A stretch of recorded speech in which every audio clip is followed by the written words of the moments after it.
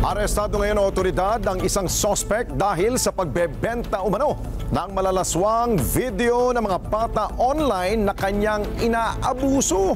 Ang mga biktima, napapayag niya raw sa kanyang kalaswaan kapalit ang halagang 300 pesos. Mar Gabriel sa balita.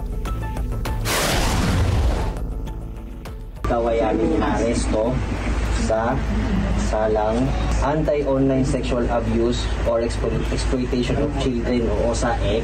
Inaresto ng mga operatiba ng PNP Anti-Cybercrime Group sa lungsod ng Maynila ang 54 anyos na si alias Blandy na inirereklamo ng pang-aabuso sa mga binatilyo sa kanilang lugar. Napapapayag niya raw ang mga biktima kapalit ng 300 piso. Ang hindi nila alam, kinukuhanan sila ng video ng suspect na ibinebenta nito online sa halagang 1 hanggang 3,000 piso. Ang suspect ay nagbe-message sa Facebook ng mga minor victims and nag-o-offer siya ng pera. And yun nga, dahil sa poverty na rin, nangangailangan ng pera yung mga kabataan, kaya nag-a-agree sila na magsagawa ng ganitong klaseng act. Higit 1 taon na raw na ginagawa ng suspect ang modus na nadiskubre ng otoridad sa pamamagitan ng cyber tip line report. Nabawi kay alias Blandy ang cellphone na naglalaman ng masiselang video.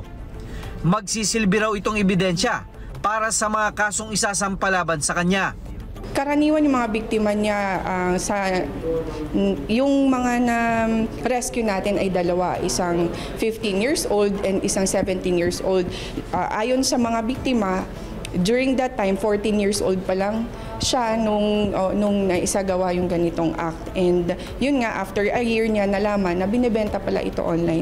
Nasa kustodiya na ng PNP-ACG sa Campo Crame ang suspect na naharap sa kasong paglabag sa RA 11930 o ang Online Sexual Abuse or Exploitation of Children at RA 10175 o ang Cybercrime Prevention Act. Tumanggi na ang suspect na magsalita laban sa mga akusasyon sa kanya. Mar Gabriel para sa Mata ng Agila. Matatag, matapang, matapat. Maraming salamat sa inyo pong pagsubaybay sa Mata ng Agila Primetime. Para malaman ang matatag, matapang at matapat na mga balita, i-follow lamang at mag-subscribe sa @Net25 TV.